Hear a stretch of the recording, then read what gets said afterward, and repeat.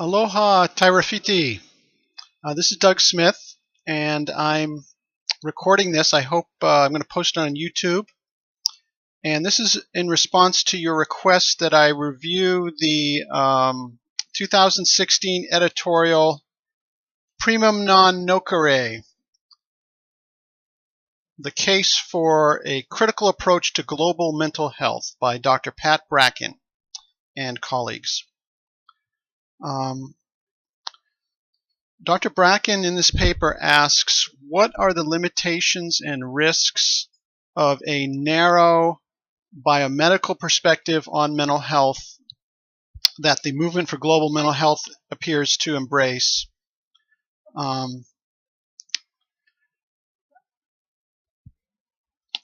I looked up the movement for global mental health. I was not familiar with that, and here's what I found. The movement for global mental health is a coalition of individuals and institutions committed to collective actions that aim to close the treatment gap for people living with mental disorders worldwide. And it is based upon two fundamental principles: evidence on effective treatments and the human rights of people with mental disorders. The movement takes its inspiration from HIV movements that have successfully mobilized significant global resources for the care of people living with HIV and AIDS in low and moderate income countries. Now, this description also highlighted a weakness of the global movement for mental health.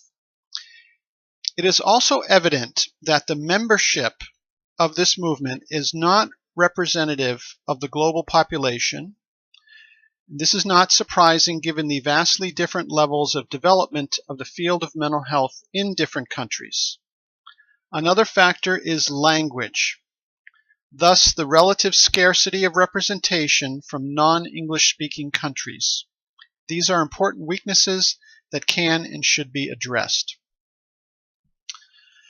Now, Bracken's review concludes that an approach to mental health that does not see contextual issues as primary and that promotes a reductionist understanding of mental illness has the potential to do a great deal of harm. I agree with him. Now, I came across another critic of the global movement for mental health, China Mills, and she wrote a book called Decolonizing Global Mental Health. It was, I think, kind of an outgrowth of her PhD thesis. Decolonizing Global Mental Health, the Psychiatrization of the Majority World. Now, Mill's criticism is even more forceful than Bracken's. She questions the benefit of pharmacologic therapies, the conflation of forced medication with the right to treatment, and enabling of decision makers to ignore environmental degradation, poverty, and social injustice by viewing collective trauma and distress from these things as merely isolated cases of severe mental illness that are in need of drug treatment. In other words, allowing and enabling decision makers to blame it on mental illness rather than on these larger social forces. Here's what she said. She said, how we understand something shapes what we do about it. If we understand distress, that may be due to, if we understand distress, that may well be due to harsh living conditions, as being caused by something inside people's brains, then we are likely to intervene at the level of the individual and not at a wider systemic level. Now, I would certainly say we should be intervening at the level of the individual, but not only at the level of the individual. Throughout, and with Bracken and Mills and how I'm thinking about this, I guess I would say semantics matter. Are we talking about, when we talk about psychiatry, are we talking about labels or reality or ideals? about particular ways psychiatry is practiced or about generalities. Now, there are major differences between the corrupted forms of many institutions: organized religion, organized medicine, and organized psychiatry, compared to the true ideals upon which these institutions are based. Even within healthy forms of these institutions, there can be different schools of theory, practice, and tradition, with their emphasis on, different emphasis on different aspects of a shared truth. And these different approaches, even when done properly, can have advantages for different types of situations and drawbacks for others. In other words, there are inescapable trade-offs even in the best of circumstances.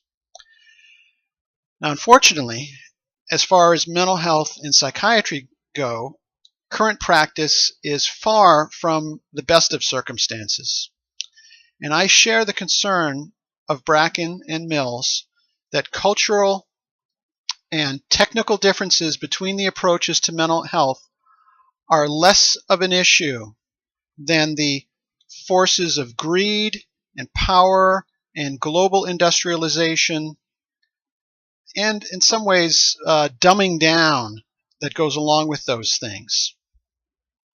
And these are forces, these global forces are dominant in many of the situations having to do with the causes of mental health as well as ineffective approaches to mental health.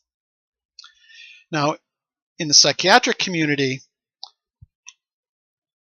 these global forces, I think, have fostered a simplistic approach, kind of an industrialized assembly line kind of approach to caring for people or trying to help people with mental health problems, that ignores the complexity of individuals and communities and ignores the hard-won knowledge base that is needed to understand them. I know I'm going on a little bit further than the 5 minutes, and I apologize for that. But this is a really interesting topic, and it's very important. So I know you want to know what my who I am and what my approach is. So I hope it's okay for me to continue sharing that with you.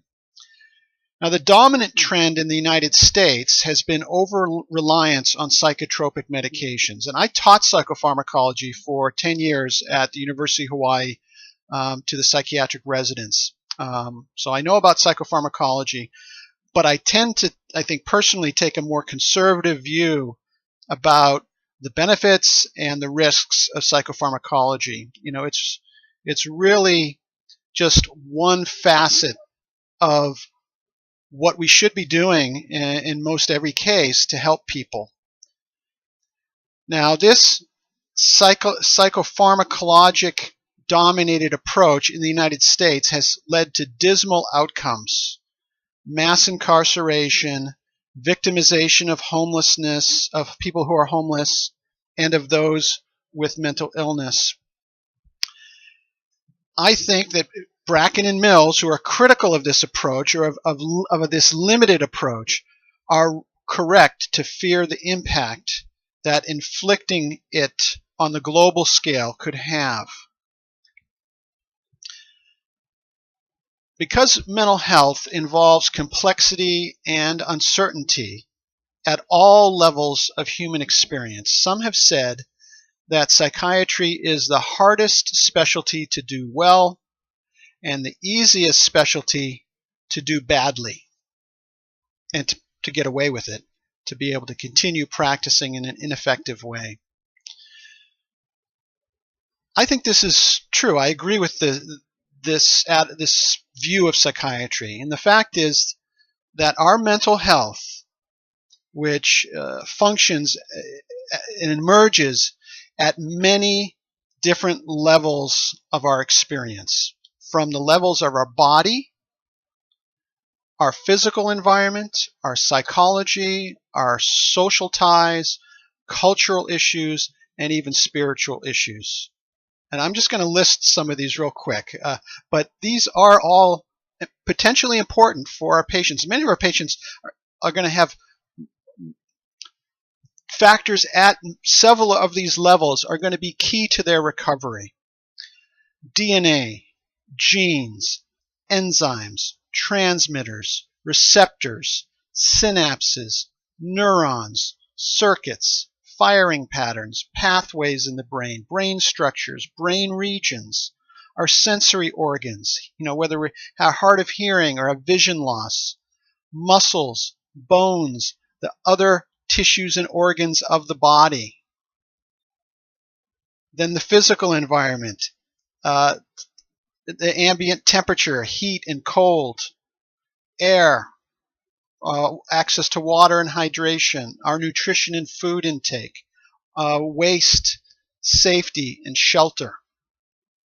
These impact our mental health, but so do the psychological factors of our perception, our consciousness, our traits, our personality traits, our beliefs, our individual beliefs, values, and attitudes.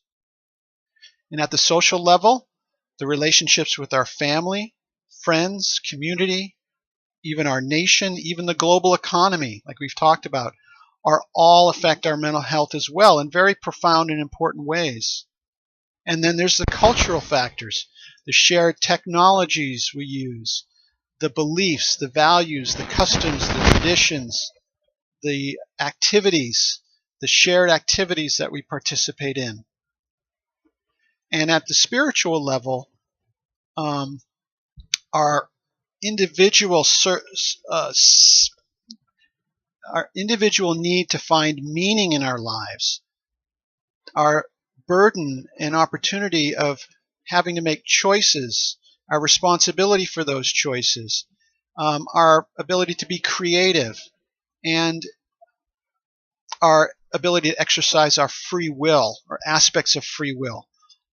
That's complex. That is a lot of factors. It's not just the biomedical stuff, although that can be essential but not sufficient in helping people recover.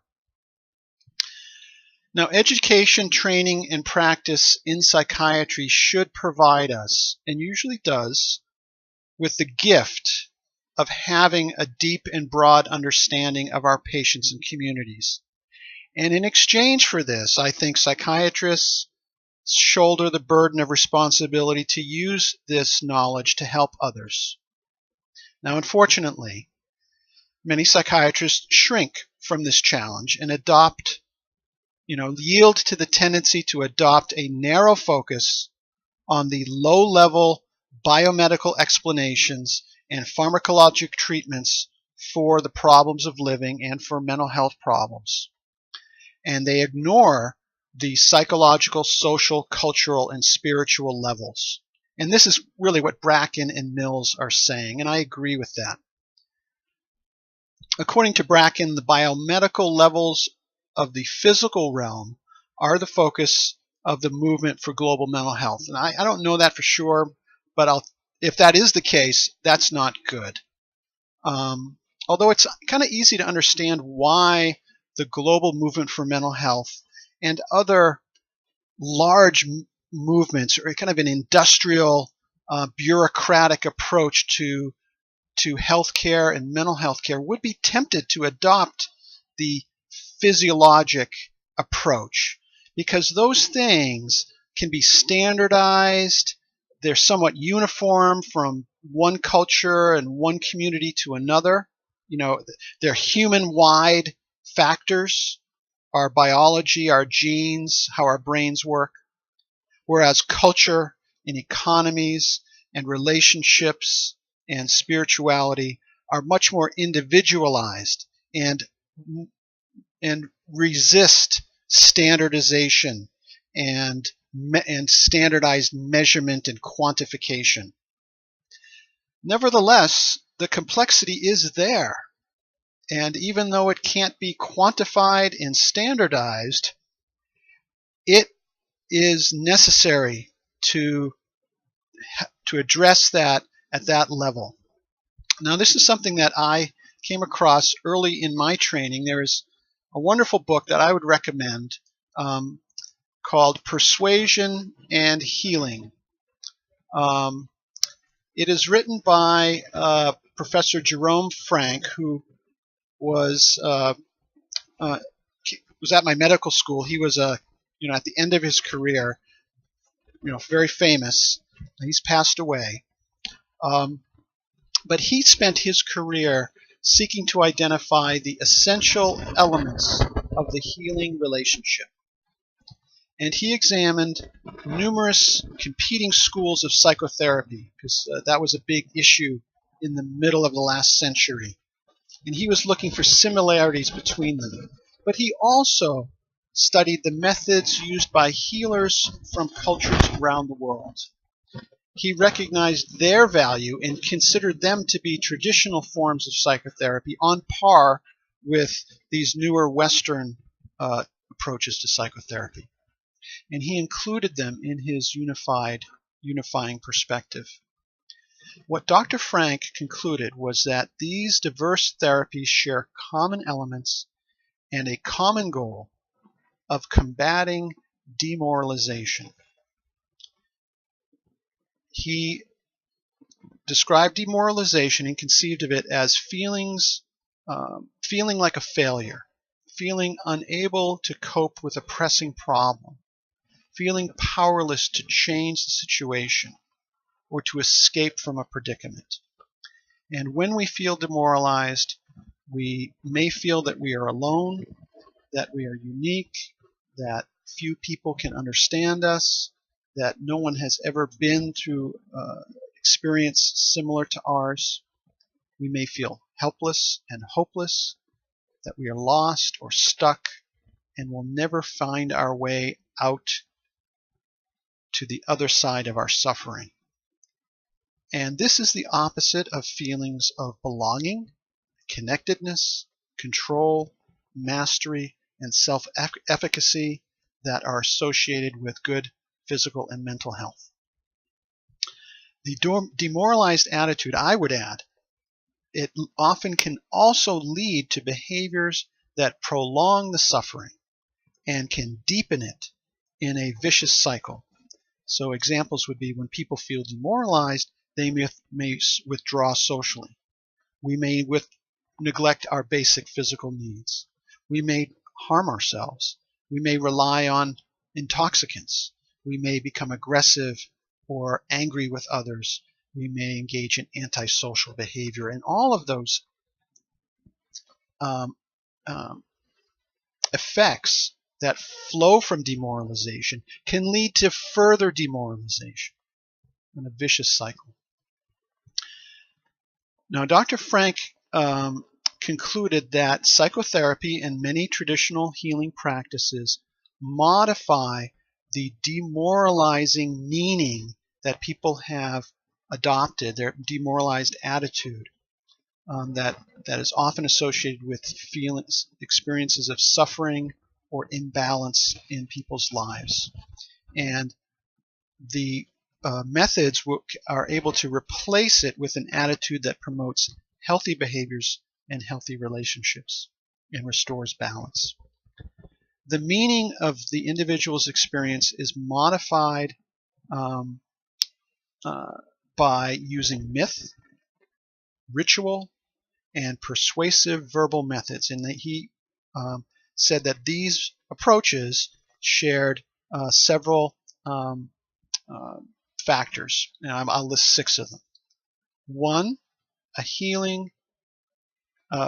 caring and trusting relationship with a healer or a therapist or an authoritative figure.